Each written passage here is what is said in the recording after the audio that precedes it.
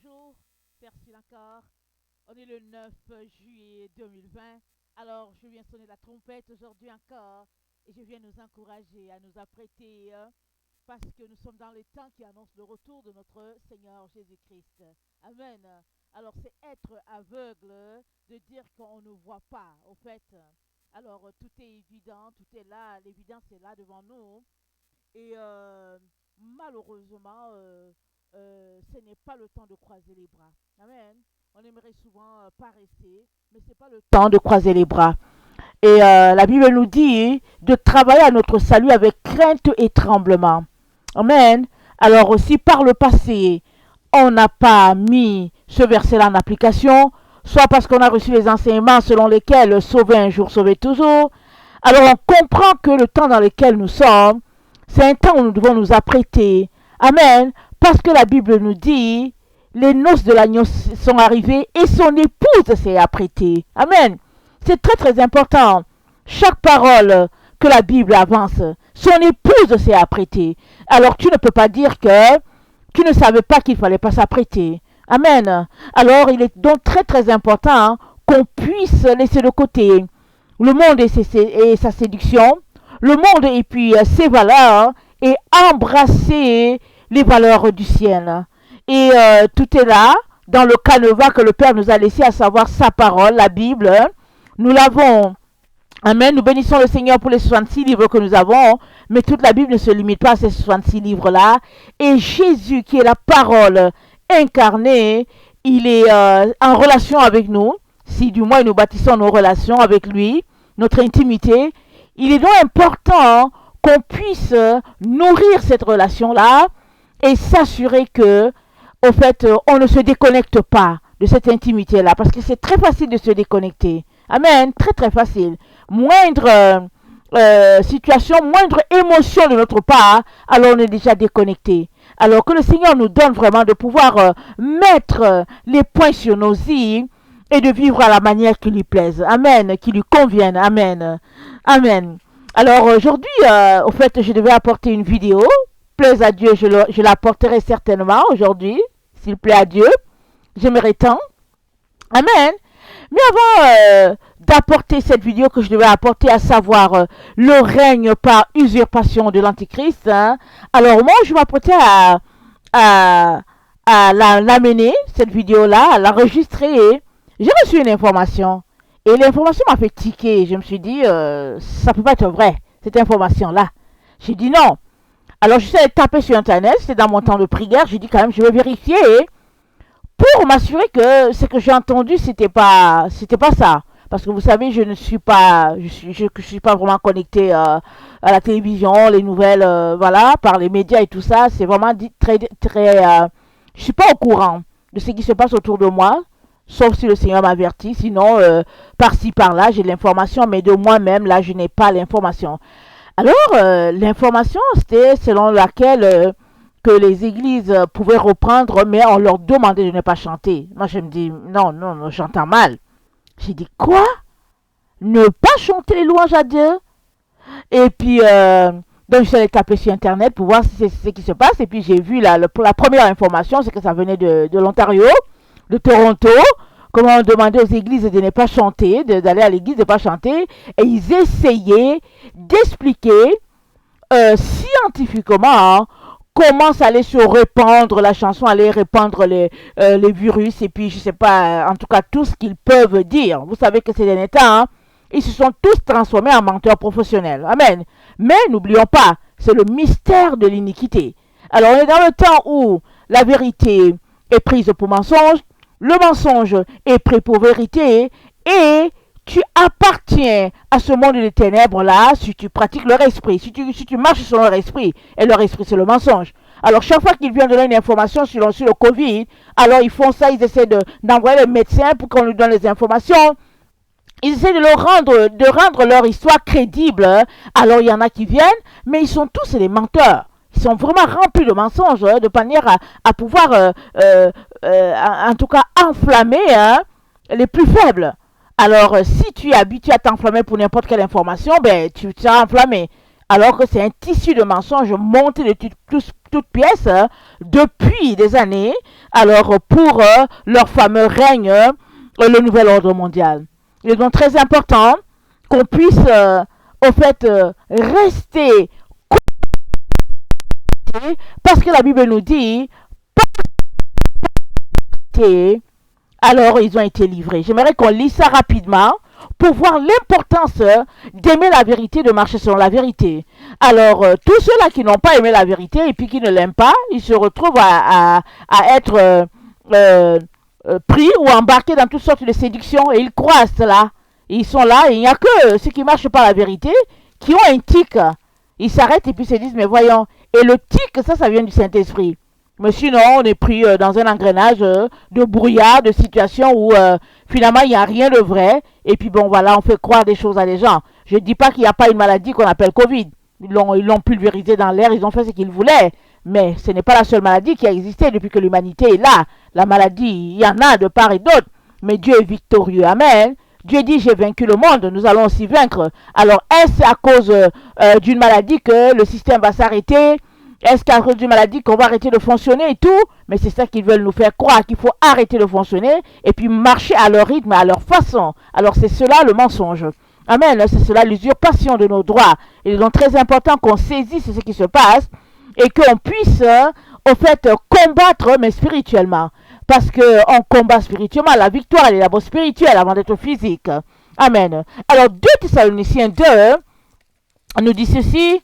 Il est très important qu'on le lise, qu'on le mette qu'on le mette à l'esprit, qu'on l'ait à l'esprit. Alors, c'est dit, le verset 9, l'apparition de cet impie se fera par la puissance de Satan, avec toutes sortes de miracles, de signes, de prodiges mensongers. Amen. Toutes sortes de miracles, de prodiges, toutes choses mensongères. Et avec toutes les séductions de l'iniquité. Ah, et regardez, toutes les séductions de l'iniquité. Pour ceux qui périssent, parce qu'ils n'ont pas reçu l'amour de la vérité pour être sauvés. Aussi Dieu leur envoie une puissance d'égarement pour qu'ils croient que tous ceux qui n'ont pas cru à la vérité, mais qui ont pris plaisir à l'injustice, soient condamnés. Alors, c'est quoi croire on dit, attendez, il dit, ils n'ont pas cru à l'amour de la vérité pour être sauvés. Alors, c'est quoi l'amour de la vérité? C'est la vérité de Jésus-Christ. C'est la vérité parce qu'il y a un seul Seigneur. Il y a un seul baptême. Amen. Il y a une seule foi. Et ça, c'est la foi, c'est la foi de Jésus. L'église de Jésus-Christ, elle est bâtie sur le fondement établi par les apôtres et les prophètes. Et Jésus, c'est la pierre angulaire. Amen. Il est très important. C'est vrai que la terre pullule de plusieurs églises, des milliers d'églises sur la terre. Mais il y a une seule église. Et c'est l'église de Jésus-Christ. Elle marche sur la vérité. Et cette église, cette église-là, ou bien cette doctrine, la doctrine de Christ, c'est la même qui est prêchée dans les cieux. Alors, il n'y a pas une autre doctrine dans le ciel et puis une autre sur la terre. Il y a une seule doctrine, hein, et puis elle est autant dans les cieux que sur la terre. Rappelons-nous, notre Père, que ta volonté soit faite sur la terre comme au ciel. Alors, tous ceux-là qui marchent selon la vérité de Jésus, ils ont cette doctrine-là dans leur cœur. Et c'est de cette vérité-là qu'il est question. Alors, si tu aimes la vérité et que tu marches strictement sur la vérité de Christ, c'est-à-dire que tu prends le tout, s'il dit de t'abstenir d'une vie de péché, tu t'abstiens. Si tu marches dans cette vérité-là, Dieu te garde. Mais si tu es sélectif dans tes vérités, alors tu vas te retrouver tout simplement à croire à leurs mensonges et puis tu seras livré. Et Dieu dit, parce qu'ils n'ont pas cru à l'amour de la vérité, alors Dieu les a livrés. Je prie que tu ne sois pas de ceux-là qui sont livrés. Alors, parce que ceux qui sont livrés, alors ils sont comme abandonnés à tout vent. Alors, ils sont ballottés par-ci, par-là. Imaginez un bateau dans l'eau. Il va dans tous les sens et puis il va échouer à quelque part. Alors, ceux qui sont livrés, ils se retrouvent à une telle situation. Mais ils sont souvent convaincus d'être dans la vérité. Amen, d'être dans la lumière. Ils sont convaincus qu'ils ont l'affaire. Malheureusement, ils sont déjà livrés. Alors, je prie qu'on ne puisse pas se retrouver dans cette situation extrême où finalement, on ne se rend pas compte qu'on est dans les ténèbres les plus profondes. Amen. Alors, donc, le titre de cette vidéo, ce que j'apporte aujourd'hui, c'est ne pas chanter à cause du coronavirus. Incroyable. Incroyable. Non, voilà le titre de la vidéo. Parce que tu t'arrêtes, tu te dis, qu'il eût cru. Qu'il eût cru. Alors, ils ont demandé d'éviter, en tout cas, les louanges et tout, et puis ils essaient de démontrer scientifiquement. Entre vous et moi, le masque là que les gens portent, en quoi ça empêche le virus? Est-ce que ça dit que même la vitre là qu'ils mettent et tout ça, est-ce que le virus va venir, va se dire, voici la vitre qui est là, moi je ne veux pas passer à travers, ou bien je veux prendre un autre chemin? Tout ça, c'est les tactiques du mensonge afin de faire croire aux gens qu'en fait, il y a quelque chose de très grave et puis bon voilà, il faut contrôler le virus. Parce que qui peut se battre contre le virus? Qui? Il n'y a que Dieu, dans sa grâce, qui envoie la purification. Mais évidemment, si vous voulez croire à le mensonge, ben écoutez, on ne peut rien. Mais Dieu, il vient, il donne la force à tous ceux-là qui disent que non, nous, on veut marcher par la vérité, rien qu'avec la vérité, et Dieu est notre protecteur, et il va protéger les siens. Amen. Alors, ne pas chanter les louanges à Dieu à cause du corona, qui l'eût cru. Donc voilà. Alors, allons-y regarder, je vais regarder les passages où la louange est une arme puissante. Si tu t'appelles un chrétien, si tu te réclames de Jésus, tu ne peux pas ne pas louer le Seigneur. C'est pas possible. Ça fait partie de ta vie. Ça fait partie des choses qui sont intégrées à toi. Alors, quand tu entends quelqu'un, un politicien, une certaine autorité qui te dit de ne pas chanter, tu devrais fuir le coin. C'est pas possible de ne pas chanter les louanges à Dieu. Ce n'est pas croyable. Alors, si tu te retrouves à aller dans une église où on ne te dit pas chanter et que tu obéis, alors tu vas à l'église. Pourquoi? Tu vas à l'église pourquoi? Parce que la louange, c'est ce qu'il y a de se retrouver vraiment à louer le Dieu, à célébrer. Et puis, quand on loue le Seigneur, en tout cas, on fait descendre le ciel sur la terre. Alors, quand quelqu'un ne te dit pas chanter, fuis la personne. Si tu te retrouves dans une église, on ne dit pas, écoute, va à l'église et puis chante pas, fuis cet endroit. C'est pas de Dieu. Alors, eux-mêmes, les menteurs, ils essayent de tout faire pour communiquer aux enfants de Dieu que, au fait, voici notre plan.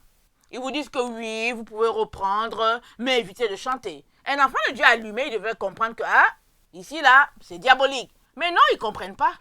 Ils ne comprennent pas, ils sont juste enchantés du fait qu'ils peuvent reprendre un bâtiment. Qu'ils peuvent se retrouver ensemble et puis perpétuer encore les mêmes abominations ensemble. C'est-à-dire les mêmes types de messages, la même religion, la même religiosité. Toujours ces choses-là. Et puis entretenir le même type de péché. Ils sont contents. Alors, ils sont livrés. Alors, ils se retrouvent entre eux, en train de faire... ils ne comprennent rien. Mais si toi, là, tu es enfant de Dieu, que tu entends qu'on ne te dit pas chanter louange à Dieu, tu fuis, non? Tu prends tes jambes à ton cou, tu fuis de cet endroit. Alors, c'est comme ça que nous devons être. Amen.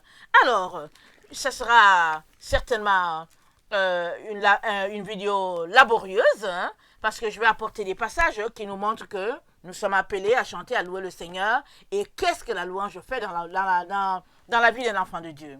Alors, 2 Chroniques 5, le verset 11 à 14. J'espère que j'ai... Voilà. 2 Chroniques 5, le verset 11 à 14. Lorsque les prêtres furent sortis du lieu saint, car tous les prêtres se trouvaient là, car tous les prêtres qui se trouvaient là s'étaient sanctifiés, sans observer l'ordre des classes. Les Lévites qui étaient chantres au complet, Asaph, Éman et Yedoutoum, leurs fils et leurs frères revêtus de lin, se tenaient avec les cymbales, des lyres et des harpes à l'orient de l'autel. Avec eux, des prêtres au nombre de 120 jouaient de la trompette. Les joueurs de trompette et les chantres bien ensemble se faisaient entendre à l'unisson pour louer et célébrer le Seigneur. Lorsque s'élevait le son des trompettes, des cymbales et des instruments de musique, ils louaient le Seigneur, car il est bon, car sa fidélité est pour toujours. Alors, la maison fut remplie par la nuée de la maison du Seigneur. Et les prêtres ne pouvaient pas s'y tenir pour leur service à cause de cette nuée, car la gloire du Seigneur resplendissait car la gloire du Seigneur remplissait la maison de Dieu. Alors Salomon dit, le Seigneur a dit vouloir séjourner dans l'obscurité. Moi, je t'ai donc bâti une maison princière et une demeure où tu habiteras toujours. Amen. Alors, Salomon dit quelque chose de très puissant. Le Seigneur a dit vouloir séjourner dans l'obscurité. Amen. Nous sommes dans les mondes de ténèbres, n'est-ce pas? Nous sommes dans les ténèbres. Le monde où nous sommes, c'est la ténèbre.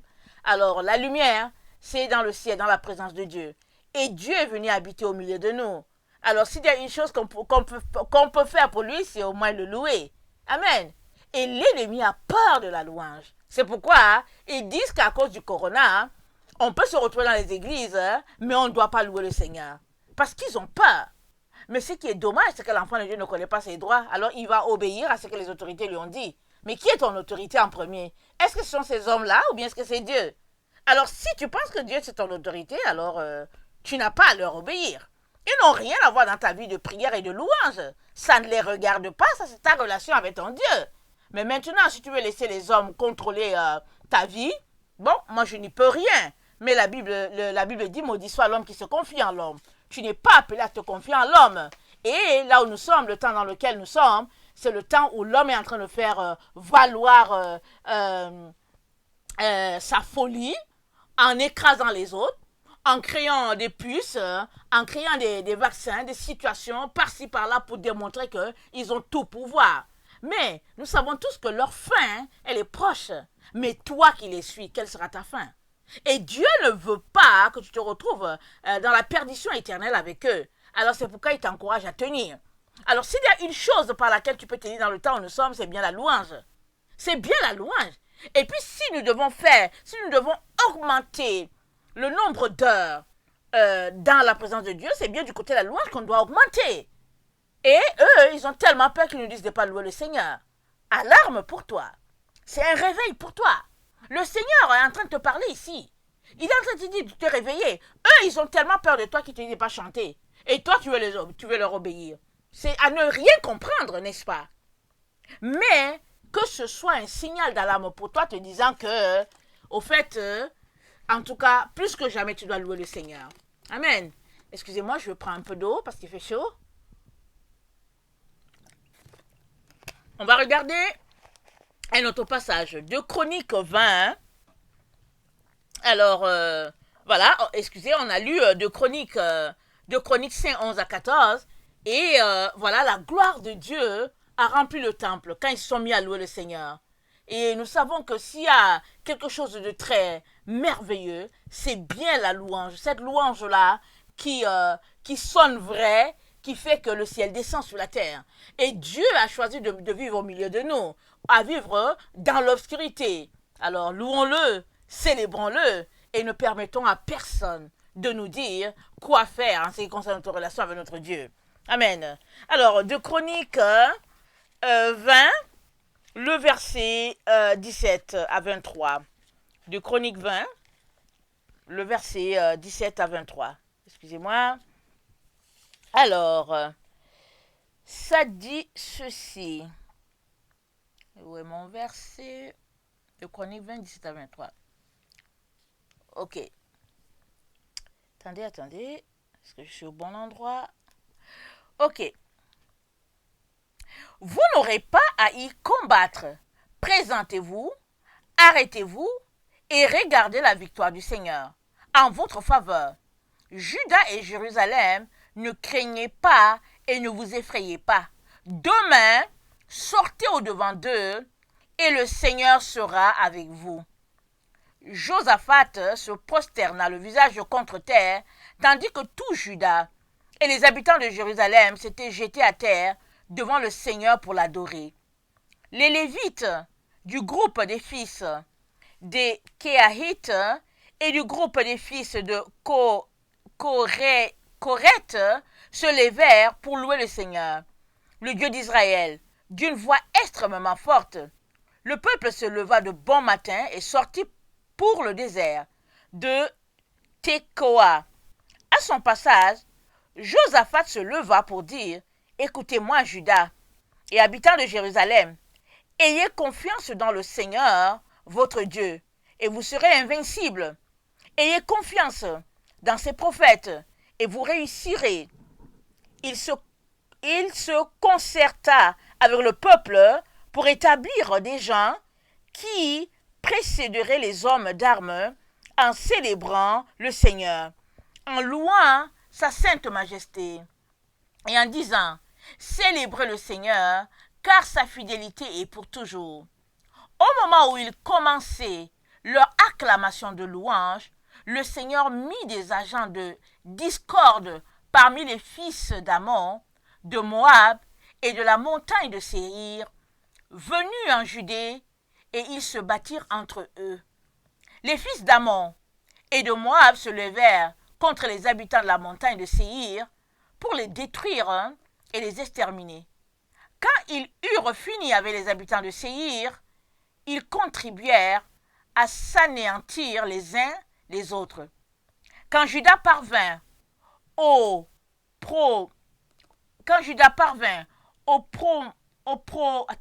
promontoire d'où l'on observe le désert, il se tourna vers la multitude. Voilà que c'étaient des cadavres gisant à terre sans aucun rescapé. Josaphat et son peuple vinrent piller leurs dépouilles et ils trouvèrent du bétail en quantité, des richesses, des vêtements et des objets précieux. Ils en prirent pour eux au point de ne pouvoir les porter. Et ils furent 3 jours à piller le butin, car il était abondant. Au 4e jour, ils se rassemblèrent à la vallée de bénédiction, car là ils bénirent le Seigneur. Aussi a-t-on donné à ce lieu le nom de la vallée de bénédiction. Jusqu'à ce jour, tous les hommes de Juda et de Jérusalem, avec Josaphat à leur tête, s'en retournèrent à Jérusalem dans la joie, car le Seigneur les avait réjouis aux dépens de leurs ennemis. Ils entrèrent à Jérusalem au son des harpes, des lyres et des trompettes jusqu'à la maison du Seigneur. Et la crainte de Dieu fut sur tous les royaumes des pays. Quand ils apprirent que le Seigneur avait combattu contre les ennemis d'Israël, le règne de Josaphat fut calme et son Dieu lui accorda du repos de tous les côtés. Amen. On n'a pas besoin de commenter. Tout est là. Alors, ils ont chanté les louanges et Dieu a fait que les ennemis entre eux ont commencé à se battre. Et on se rend compte que Juda et puis Israël, ils n'ont rien fait. Ils ont pu constater la défaite de l'ennemi. Quand Dieu se lève, ses ennemis sont en déroute. Mais il a besoin de nos louanges pour que ses ennemis-là soient en déroute. Parce que quand on se met à louer le Seigneur, c'est les anges qui interviennent. Amen. Par des faisceaux de lumière avec leur lance, parce que tu sais qu'ils ont en main comment on appelle ça, les armes qu'ils ont en main, c'est pas des armes charnelles. Ils l'ont pas, c'est pas charnel. Alors la louange, c'est une arme puissante pour détruire les plans de l'ennemi, pour l'anéantir. Alors si tu m'entends, tu devrais te mettre à louer le Seigneur tout le temps. Et Satan craint cela. S'il y a une chose que Satan craint, qu'il ne peut pas expliquer, c'est bien le fait que quand les enfants de Dieu se mettent à louer leur Dieu, alors la victoire est de leur côté. Alors ils disent qu'il ne faut pas louer le Seigneur parce que le Covid se propage. Ça, c'est à ne rien comprendre. Alors pourquoi ils vous font porter les masques? Alors si le Covid se propage, pourquoi ils font porter les masques? Alors on comprend ce qu'on a lu dans 2 Thessaloniciens 2, le verset 9, où par toutes sortes de ruses, de mensonges, ils chercheront vraiment à contaminer, à corrompre les esprits des humains. Et donc très important que tu t'assures que tu n'es pas en train de te faire corrompre. Alors, on va te raconter une histoire, ne pas en finir sur le Covid, on va te raconter une histoire, ne pas en finir sur le masque, et puis on te raconte une histoire. Non, give me a break, laissez-moi en paix avec toutes ces histoires. Est-ce qu'on peut avoir le temps pour notre Dieu? Est-ce qu'on peut avoir le temps pour lire la parole, pour célébrer ce Dieu-là? Parce que l'ennemi, de toutes les manières, cherche à se mettre là pour qu'on puisse parler de lui. Alors, si on n'est pas en train de parler de Satan, Covid, ça fait allusion à Satan, parce que c'est une maladie. Alors le Dieu que nous servons n'est pas un Dieu où il y a la maladie. Il n'y a pas la maladie avec Dieu. Il amène une situation où il faut tout simplement que on soit déconnecté de la vérité, de la réalité de notre Dieu, et qu'on se mette à parler des sujets vraiment farfelus, et puis on est là, au lieu de contempler ce Dieu-là, de constater sa grandeur, et puis de célébrer ce qu'il est en train de faire, on parle de futilité. Alors, donc voilà un peu ce qui est en train de se passer. Alors, ils intimident les gens, ils disent que oui, allez à l'église, mais ne chantez pas. J'espère que vous m'entendez bien, que ceux qui vont aller à l'église vont chanter. Mais, en principe, quand tu entends comme ça, tu ne devrais pas aller à l'église, tu devrais rester chez toi, louer ton Dieu. Parce que l'église, c'est quoi? C'est juste 4 murs, hein? C'est un bâtiment 4 murs, et vous vous retrouvez dans l'église. Pourquoi? Bon, on ne sait pas pourquoi certains se retrouvent là, mais bon, chacun a sa raison. Moi, j'ai ma raison pourquoi j'allais à l'église. Amen. Alors, donc, il est très important que tu t'arrêtes, que tu te demandes dans le fond, qu'est-ce que tu cherches? Aller dans l'église, finalement, tu vas faire quoi? D'abord, tu as un masque. De 2, tu ne peux pas toucher l'autofer. Et puis, tu ne peux pas chanter. Finalement, qu'est-ce qui te reste, mon frère, ma soeur? Réfléchis. Et puis, sois sage. Sois allumé et puis fuis. Si tu es dans une église, continue de ne pas chanter, fuis le coin. Et puis, reste chez toi. L'enchant les louanges à ton Dieu. Alors, pour revenir à nos moutons, allons-y regarder 1 Samuel 16.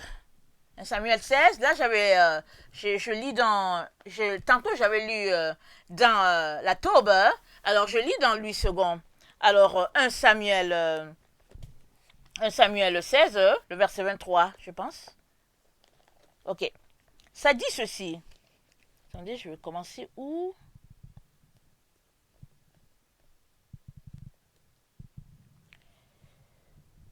Ok. 1 Samuel 16, le verset 19. Saül envoyait des messagers à Isaïe pour lui dire: envoie-moi David, ton fils, qui est avec les brebis. Isaïe prit un âne, il chargea de pain, d'une outre de vin et d'un chevreau, et il envoya ces choses à Saül par David son fils. David arriva auprès de Saül et se présenta devant lui. Il plut beaucoup à Saül et il fut désigné pour porter ses armes. Saül fit dire à Isaïe: je te prie de laisser David à mon service, car il a trouvé grâce à mes yeux. Et lorsque l'Esprit de Dieu était sur Saül, David prenait la harpe et jouait de sa main. Saül respirait alors plus à l'aise et se trouvait soulagé, et le mauvais esprit se retirait de lui. Attendez, il faut que je vous partage quelque chose. Ok. Le roi Saül, il était habité par un mauvais esprit que Dieu lui avait envoyé à cause de son comportement. Alors, finalement, les gens lui ont donné le conseil de trouver quelqu'un, et puis David était cette personne-là, puisque nous savons tous que David était rempli du Saint-Esprit. Alors quand le roi Saül était tourmenté par son mauvais esprit, alors David lui chantait des louanges, il lui chantait des psaumes, et puis le roi Saül se sentait mieux. Amen. Alors voilà encore un autre exemple où la louange à Dieu, ça guérit. Le roi Saül était guéri pendant que David était là, juste là, au niveau de lui, en train de chanter les louanges, et puis le roi Saül, en tout cas, ça allait bien. Jusqu'à ce que le mauvais esprit reprenait encore, et David venait encore chanter les louanges. Alors, j'espère que tu comprends bien que tu as besoin de chanter les louanges à ton Dieu. J'espère que tu comprends bien que ce n'est pas un être humain de te dire quoi faire, de ta voix, de tout ce que tu es appelé à faire. Amen. L'autre élément, l'autre point que j'aimerais qu'on regarde, c'est Josué 6. On connaît tous l'histoire du mur de Jéricho. Amen. Comment Dieu a donné les consignes à Israël. Il leur a dit: voilà, vous allez faire le tour de la ville, vous allez faire tel nombre de fois, et puis vous retournez chez vous, et puis tout ça. Mais, le 7e jour, vous allez pousser les cris. Et les murs vont s'écrouler. Alors, on connaît toute l'histoire. Et le peuple a fait le tour, et le 7e jour, quand le 7e jour est venu, ils ont commencé à pousser des cris de joie. Ils ont couru en direction de la ville, et puis tous les murs se sont écroulés, et c'est comme ça que Israël a possédé Jéricho. Alors, Josué 6, le verset 12. Josué se leva le bon matin, et les sacrificateurs portèrent l'arche de l'Éternel. Les 7 sacrificateurs qui portaient les 7 trompettes retentissantes devant l'arche de l'Éternel se mirent en marche et sonnèrent les trompettes. Les hommes armés marchaient devant eux et l'arrière-garde suivait l'arche de l'Éternel. Pendant la marche, on sonnait des trompettes. Ils firent une fois le tour de la ville. Le second jour, puis ils retournèrent dans le camp. Ils firent de même pendant 6 jours. Le 7e jour, ils se levèrent de bon matin, dès l'aurore, et ils firent de la même manière 7 fois le tour de la ville. Ce fut le seul jour où ils firent 7 fois le tour de la ville. À la 7e fois, comme les sacrificateurs sonnaient des trompettes, Josué dit au peuple, poussez des cris de joie. Alléluia, Seigneur, merci. Car l'Éternel vous a livré la ville. Oh mon Dieu, que c'est merveilleux. La ville sera dévouée à l'Éternel par interdit. Et tout ce qui s'y trouve. Mais on laissera la vie à Rahab, la prostituée, et à tous ceux qui seront avec elle dans la maison, parce qu'elle a caché les messagers que nous avions envoyés. Gardez-vous seulement de ce qui sera dévoué par interdit. Car si vous prenez de ce que vous aurez dévoué par interdit, vous mettriez le camp d'Israël en interdit et vous y jeterez le trouble. Tout l'argent et tout l'or, tous les objets d'airain et de fer seront consacrés à l'Éternel et entreront dans le trésor de l'Éternel. Le peuple poussa des cris, et les sacrificateurs sonnèrent des trompettes. Lorsque le peuple entendit le son de la trompette, il poussa de grands cris, et la muraille s'écroula. Le peuple monta dans la ville, chacun devant soi, ils s'emparèrent de la ville. Alléluia, merci Seigneur. Et ils dévouèrent par interdit, au fil de l'épée, tout ce qui était dans la ville, hommes et femmes, enfants et vieillards, jusqu'aux bœufs, aux brebis et aux ânes. Josué dit aux 2 hommes qui avaient exploré le pays, entrez dans la maison de la femme prostituée et faites-en sortir cette femme et tout ce qui lui appartienne, comme vous le lui avez juré. Amen. Donc voilà comment Jéricho est tombé, juste par des cris de joie. Alors toi, vas-tu fermer ta bouche quand c'est le moment de louer l'Éternel? J'imagine que si tu vas à l'église les dimanches, c'est au moins pour louer le Seigneur. Alors, non seulement on te ferme le visage, tu es défiguré, on te met un masque là, tu ressembles, je sais pas à quoi, je veux pas dire à quoi tu ressembles, mais toi seul tu sais à quoi tu ressembles avec ton masque. Et après cela, on te dit, ne chante pas, mais jusqu'où vas-tu donner tes droits à un homme, à soi-disant un pays, à un gouvernement? Mais jusqu'où un gouvernement a-t-il le droit de contrôler nos vies? Jusqu'où? Nous ne sommes pas la propriété des hommes. C'est la propriété de Dieu, nous appartenons à Dieu. Ils n'ont rien à voir dans notre vie. Alors voilà où l'ennemi pousse le ridicule. Alors il dit, pourquoi est-ce que c'est comme ça? C'est parce qu'ils se disent que bon, on va tendre le piège jusqu'à ce niveau, on va voir comment ils vont réagir. Et puis le peuple ne dit rien. On dit bon voilà, il faut porter les masques, ils ne disent rien. Et puis là maintenant on leur dit ok, si vous retournez à l'église, ne chantez pas. Mais j'espère que vous allez chanter.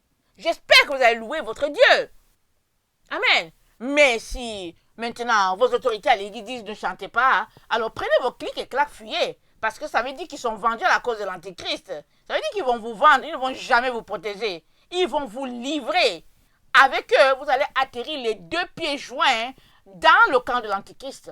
C'est pas compliqué. Déjà même, le simple fait que vous vous réjouissez du fait que vous retournez à l'église, c'est la preuve que vous appartenez à l'Antéchrist. C'est pas compliqué. Alors si vous ne l'appartenez pas, vous ne lui appartenez pas, allez, sortez de là. Parce que, écoutez, c'est pas compliqué de voir ce qui se passe. Parce que c'est chacun, hein. Nous sommes tous appelés à mettre nos âmes en sécurité.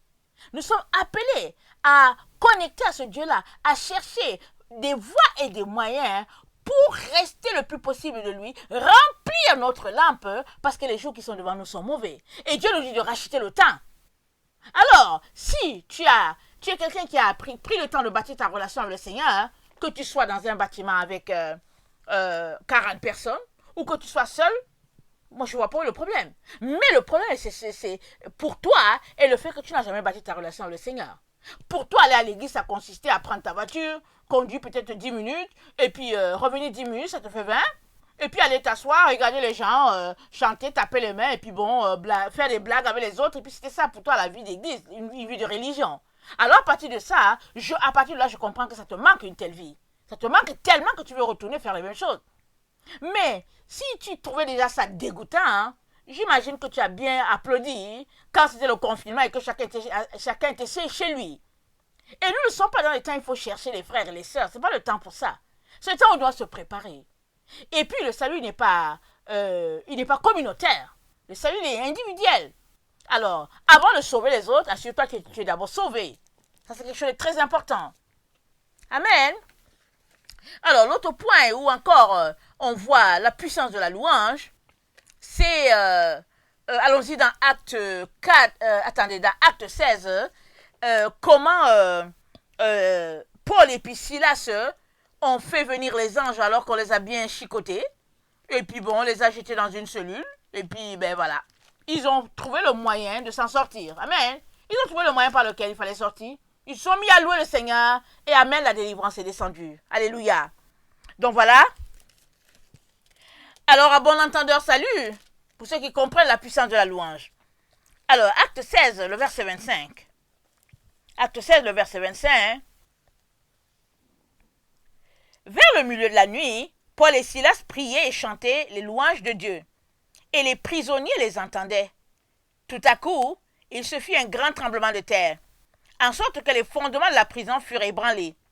Au même instant, toutes les portes s'ouvrirent, et les liens de tous les prisonniers furent rompus. Le geôlier se réveilla, et lorsqu'il vit les portes des prisons ouvertes, il tira son épée, et il allait se tuer, pensant que les prisonniers s'étaient enfuis. Mais Paul cria d'une voix forte, « Ne te fais point de mal. Nous sommes tous ici. » Alors le geôlier, ayant demandé de la lumière, entra précipitamment et se jeta tout tremblant aux pieds de Paul et de Silas. Il les fit sortir et dit, « Seigneur, que faut-il que je fasse pour être sauvé ?» Paul et Silas répondirent, « Crois au Seigneur Jésus et tu seras sauvé, toi et ta famille. » Et ils lui annoncèrent la parole du Seigneur, ainsi qu'à tous ceux qui étaient dans sa maison.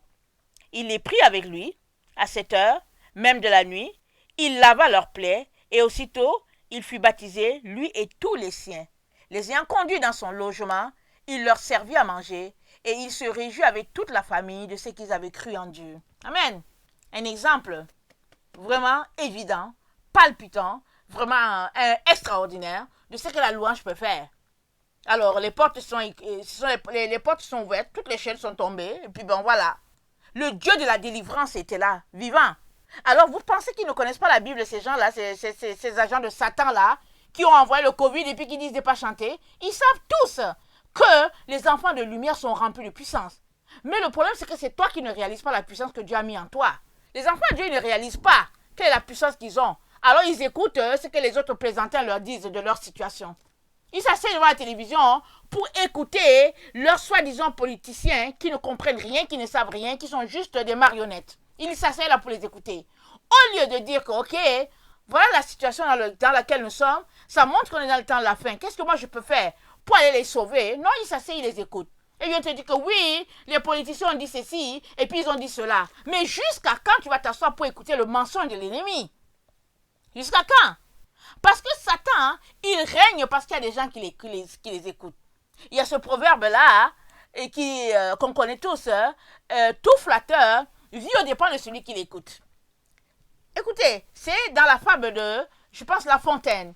Je pense que c'était le corbeau avec son histoire de fromage, si j'ai bonne mémoire. Je ne me rappelle plus de cette récitation. Mais la leçon qu'on a tirée de cette récitation-là, quand on était dans le primaire, c'était que tout flatteur vit au dépend de celui qui l'écoute. Alors, les politiciens-là, ces politiciens-là qui disent qu'ils nous dirigent là, qu'ils sont les leaders de nos pays, en fait, ils sont là parce qu'on les écoute. C'est pour cela qu'ils sont là. Parce qu'ils passent le temps à nous flatter, à faire croire qu'ils sont de notre bord. Mais non, ils ont déjà construit leur bunker, ils ont déjà stocké toutes leurs marchandises et ils sont là, ils regardent à travers une vitre pour voir comment le peuple réagit. Parce que ce sont des menteurs. Ils vivent pour Satan. Et ils imaginent qu'ils seront les garants d'un monde futur meilleur où il y aura moins des pauvres, des gens malades, et puis que eux, ils sont la classe élue qui vont diriger le monde. C'est pour cela qu'ils mènent le monde au précipice. C'est à cause de cela. Et nous devons comprendre que nous ne devons pas les écouter. Parce qu'ils n'ont rien à nous apporter. Ils ne nous apportent que des mensonges. Et puis, pour qu'on ne puisse pas se réveiller spirituellement, ils nous donnent de l'argent. Ils disent, ok, prenez l'argent. Mais écoutez, s'il y a le Covid, que tout est fermé, on fait quoi avec l'argent? Réfléchissez. Alors, les gens qui aiment l'argent vont dire, oh oui, le gouvernement est bon, il m'a donné de l'argent. C'est pas un gouvernement méchant. S'il était méchant, il n'allait pas lui donner de l'argent. Alors, on donne l'argent aux gens, ils s'en vont s'acheter des piscines, ils s'achètent toutes sortes de matériel et ils sont heureux et puis ils caressent le matériel. Et c'est ça que Satan veut. Parce que, à part le matériel, tu ne seras pas sauvé. Le monde de Dieu, c'est un monde spirituel. Et par la vue, tu ne peux pas être sauvé. Tu ne peux pas. Parce que la foi, c'est quoi? Une ferme assurance des choses qu'on espère, une démonstration de celles qu'on ne voit pas. Alors, il te donne l'argent pour que tu ailles acheter les choses que tu vois, et puis tu es là, tu regardes ton beau bateau, et puis tu regardes, voilà ta belle piscine, et puis tu regardes les nouvelles choses que tu as eues, et puis tu dis, finalement, ce gouvernement n'est pas si mauvais. Mais pendant qu'ils sont en train de te donner l'argent, ils sont en train de t'endormir. Ils sont en train de t'aliéner. Ils sont en train de te rendre encore plus bête, encore plus aveugle et puis plus ignorant de ce qui est en train de se passer spirituellement au niveau du monde. Amen. Parce que, au fait, qu'est-ce que Jésus-Christ a dit? Il a dit, la terre et les cieux passeront, mais jamais ma parole ne passera. Et puis c'est dit dans la parole de Dieu que Dieu a roulé le ciel. Comme un livre, il l'a roulé. Question de dire que ce ciel-là, cette terre-là, le soleil, la lune, tout ça, ça va passer. Et nous sommes dans ce temps-là qui annonce que toutes ces choses-là vont passer. Alors eux, ils te maintiennent dans un état d'ignorance pour que tu ne te lèves pas pour réclamer tes droits et que tu les leur cèdes et que tu finisses en enfer avec eux. Réveille-toi! Réveille-toi et réalise que le temps est grave et que vraiment, il faut que tu te réveilles là, il faut que tu te réveilles. Que de te dire que tu ne peux pas chanter. Qui sont-ils pour te dire que tu peux pas louer ton Dieu? Point 5. Le psaume 150. Alléluia. Merci Seigneur. Le psaume 150. Je vais la lire dans la version de Taube. Excusez-moi que j'ai tant d'énergie pour prêcher la parole de Dieu. Il y a des choses qui nous sortent vraiment de nous, des choses qui viennent nous chercher. Parce qu'on s'arrête, on se dit, mais où est-ce qu'ils vont chercher tout cela? Alors, le psaume 150, un psaume merveilleux. Louez Dieu dans son sanctuaire. Louez-le dans la forteresse de son firmament. Alors, le firmament, c'est dit, attendez, dans le firmament de sa force. Alors, le firmament, vous savez ce qui sépare, quand Dieu a créé les cieux et la terre, il a séparé la terre, les cieux, les eaux d'en haut, d'avant les eaux d'en bas. Amen. Et puis, cette ligne-là qui est là, le firmament. Amen. Alors, je reprends. Le psaume 150, ça commence par Alléluia. Alléluia, c'est un cri de louange. Louez Dieu dans son sanctuaire. Louez-le dans la forteresse de son firmament. Louez-le dans ses prouesses. Louez-le pour tant de grandeur. Louez-le avec sonnerie de corps. Louez-le avec harpe et lyre. Louez-le avec tambour et danse. Louez-le avec cordes et flûte. Louez-le avec les cymbales sonores. Louez-le avec les cymbales de l'ovation. Que tout ce qui respire loue l'Éternel. Alléluia. Que tout ce qui respire loue l'Éternel. Tu respires, alors loue l'Éternel. Loue-le partout où tu es. Loue-le au centre d'achat. Loue-le partout. Quand tu t'en vas à l'église, tu ne te dis pas louer. Loue-le. On dit de marmonner. Non. C'est parce que la Bible dit quoi? La Bible dit, tu crois qu'il y a un Dieu. Le diable aussi le croit. Et puis il tremble. Et puis ce passage-là, c'est dit parce que le Seigneur veut nous encourager à ouvrir notre bouche et confesser qui nous sommes. Alors si tu loues seulement le Seigneur en marmonnant, non, tu ne prononces pas les mots. C'est pas puissant. Mais quand tu ouvres la bouche pour dire avec Dieu, nous ferons des exploits, car c'est lui, celle qui écrase l'ennemi. Excusez-moi, j'ai coupé le rythme. Quand tu commences comme ça là, l'ennemi il a peur. Il s'enfuit. Il tremble. Il est en déroute. il s'est dit, waouh, il connaît ses droits. Alors c'est pourquoi il nous maintient dans une situation d'ignorance de notre état. On n'est même pas capable de réciter les psaumes pour nous-mêmes. On n'est même pas capable de confesser qui nous sommes. Quand on se lève le matin, on est amorphe, on se sent lâche. Au lieu de se lever pour aller réciter nos psaumes pour dire que celui qui est en moi est plus fort que celui qui est dehors, on est là, on se dit que sera l'avenir, etc., etc. Mais l'avenir, il sera glorieux, tu es avec Dieu. Tu crains quoi? La terre appartient au Seigneur, tout ça c'est pour lui. Alors qu'est-ce que tu crains? Ce que tu dois craindre, c'est que tu ne puisses pas trembler devant ces gens-là qui disent qu'ils sont nos autorités. Alors finalement, ils sont les autorités. Ils ont dit, donnez-nous les droits pour qu'on puisse vous représenter. Alors, on les a votés. Et après, ils veulent venir jusqu'à nous dire quoi faire pour notre culte vis-à-vis de notre Dieu. Ils vont venir nous dire qu'est-ce qu'il faut manger. Un jour, ils vont nous dire de manger des rats pourris. Et puis un jour, ça dit qu'ils vont trop loin. Et ça, c'est toi qui leur donnes le droit d'arriver jusque-là. Si tu ne veux pas leur donner le droit, ben ouvre ta bouche et puis loue ton Dieu. Parce qu'en louant ton Dieu, alors je te dis, l'ennemi en déroute, il s'en va loin de toi. Et puis la chose qu'il peut faire te concernant, c'est qu'il va juste te tuer. Or, la mort ne fait rien aux enfants de Dieu. Parce que mort ou vivant, nous sommes au Seigneur. Si du moins tu l'es, tu ne devais pas craindre les hommes. Je t'encourage à ne pas les craindre. Ne crains pas les humains. Alors le psaume 150 nous dit tout. Alors si tu lis le psaume 150 et que tu comprends que tu dois louer le Seigneur, alors je n'ai même plus besoin de continuer.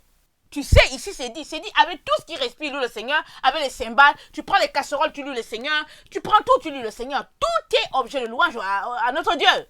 Alors qui sont-ils pour venir dire de ne pas louer le Seigneur? Qui sont-ils? En tout cas, Proverbe 29, le verset 25. Proverbe 29, le verset 25. Il fait chaud aujourd'hui, hein? Ça fait du bien de transpirer. Comme si on était en Afrique. Proverbe 29, le verset 25. La crainte des hommes tend un piège, mais celui qui se confie en l'Éternel est protégé. Beaucoup de gens recherchent la faveur de celui qui domine. Mais c'est l'Éternel qui fait droit à chacun. L'homme inique est en abomination au juste. Et celui dont la voie est droite est en abomination au méchant. Alléluia. Celui dont la voie est droite est en abomination au méchant. Là, si ta voie est droite, si tu marches selon la vérité de Jésus, tu es en abomination à ces menteurs-là. Ce sont les menteurs. Ils viennent nous mentir, nous dire que ceci, c'est là. Ils mentent. Ça dit qu'ils se sont organisés. Ils ont pratiqué leur sketch.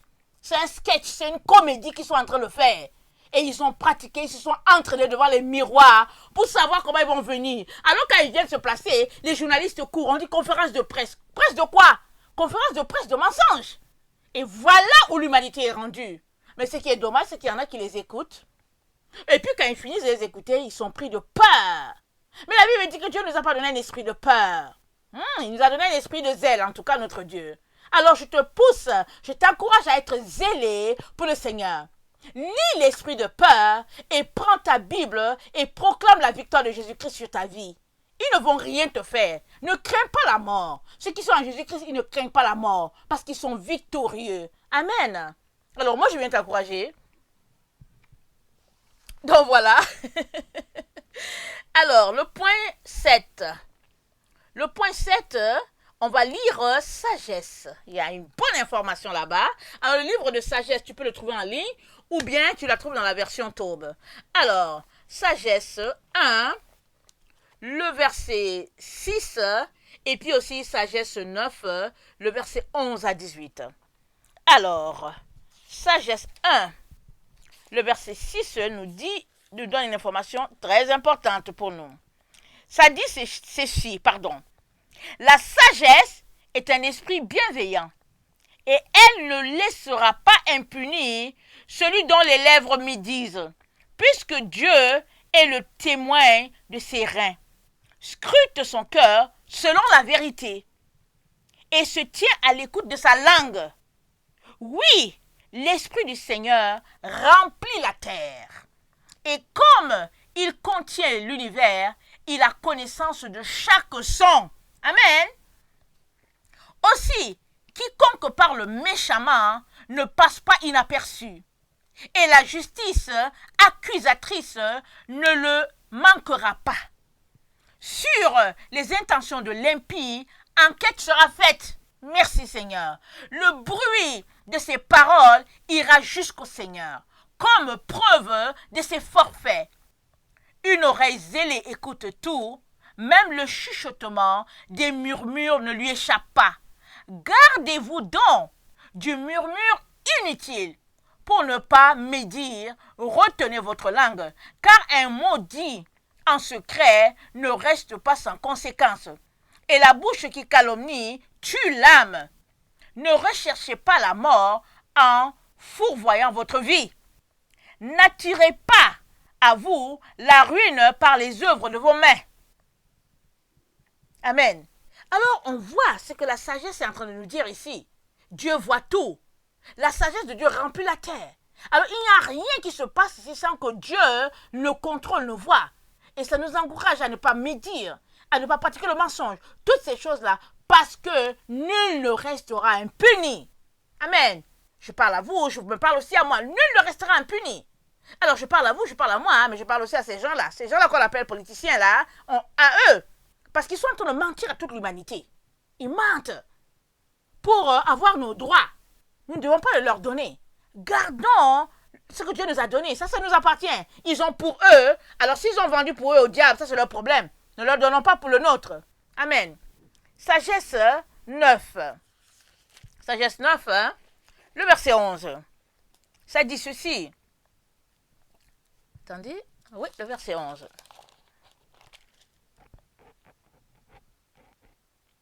Elle qui sait et comprend tout, elle me guidera dans ma droiture avec mesure.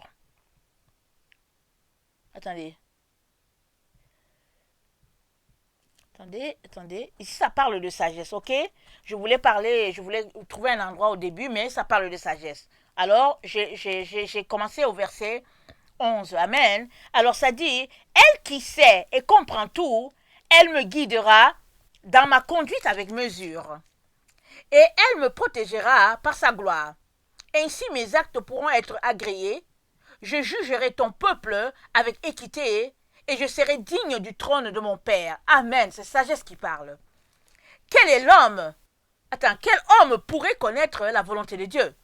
Qui donc pourrait se faire une idée des intentions du Seigneur? Les pensées des mortels sont hésitantes, précaires nos réflexions.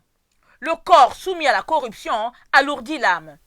L'enveloppe de terre est un fardeau pour l'esprit sollicité en tous sens. Déjà, nous avons peine à nous représenter les réalités terrestres. Même ce qui est à notre portée, nous le découvrons avec effort. Mais les réalités célestes, qui les a explorées? Et la volonté qui donc l'aurait connue si tu n'avais donné toi-même la sagesse et envoyé d'en haut ton Saint-Esprit. Ainsi furent rectifiés les sentiers de la terre, les hommes furent instruits de ce qui te plaît et sauvés par la sagesse. C'est la sagesse du Seigneur qui va nous sauver dans le temps où nous sommes. Seule la sagesse du Seigneur va nous sauver. Parce que je vous dis là, leur plan est à l'œuvre, leur plan est en marche et ils vont l'accomplir coûte que coûte. Mais cela ne va pas faire du mal à l'enfant de Dieu. Alors, il est donc important que toi-même tu te réveilles et que tu puisses réveiller tes voisins et que tu puisses réveiller tous les autres que tu peux réveiller pour leur dire « Eh oh, réveillez-vous !» Ils sont en train de nous raconter des bobards et nous devons nous apprêter. Et malheureusement, ce n'est pas par les armes. Il y a des gens qui prennent les armes pour dire « Ok, je vais me défendre. » Il ne s'agit pas de cela. Il s'agit de rechercher la présence de Dieu, d'être rempli du Saint-Esprit et que peu importe ce qui arrive, tu fasses tout pour demeurer avec le Seigneur. Si on te tire, si on te tend une joue, si on te frappe sur une joue, comme a dit le Seigneur, donne l'autre joue. Mais ne prends pas ton arme pour tirer dessus comme les gens qui se font. Et tout cela c'est voulu par l'ennemi parce qu'il veut s'aimer une situation de chaos sur la terre afin de régner. Rappelons-nous, pour mieux régner, l'ennemi divise. Alors c'est ça qu'il est en train de faire. Il fait des petits clans par-ci, il fait des situations, il crée des situations raciales par-là, il crée toutes sortes de situations parce que Satan, il sait que son temps est arrivé, il ne veut pas aller là où il doit aller, c'est-à-dire en enfer, il ne veut pas. Alors il essaye d'attirer le plus grand nombre avec lui. Et quels sont les gens qui l'attirent? Ce n'est pas ses enfants à lui parce qu'ils lui appartiennent déjà. Ils sont sur la terre pour pouvoir attirer les autres. Il cherche à attirer les enfants de lumière. Ceux-là qui ont donné leur vie à Jésus et qui marchent clopin-clopin. Et la Bible nous dit, s'il était possible, il séduirait même les élus. Alors s'il n'arrive pas à séduire les élus, c'est parce que les élus, en tout cas, vu qu'ils sont connectés à Dieu tout le temps, ils sentent en eux quand ils sont en train de tomber. Quand ils sont en train de faillir, ils sentent et ils crient au Seigneur, ils disent au secours, Seigneur, sauve-moi. Un peu comme quand Pierre marchait sur l'eau, à un moment donné, il a commencé à sombrer, il a dit, Seigneur, sauve. Et Jésus est venu à son secours, Jésus l'a tiré pour qu'il ne sombre pas dans l'eau. C'est pareil. C'est pareil dans la situation où nous sommes. Alors les élus, ils sentent la chute venir. Ils la voient venir et puis ils disent, oh Jésus, au secours. Et Jésus vient. Mais les autres, ils sont pris dans cet étau de mensonges fomenté par-ci. Les pays se sont alignés, se sont organisés tous à la fois pour raconter les bobards à qui veut les entendre et puis nous faire croire qu'il y a des situations graves et puis voilà. Alors, ils ont pratiqué leur sketch, ils ont pratiqué leur speech et puis bon voilà. Et nous sommes là, nous les écoutons. Mais je vais vous dire une chose, leur fin est très proche. Je vais vous lire l'endroit où leur fin est là.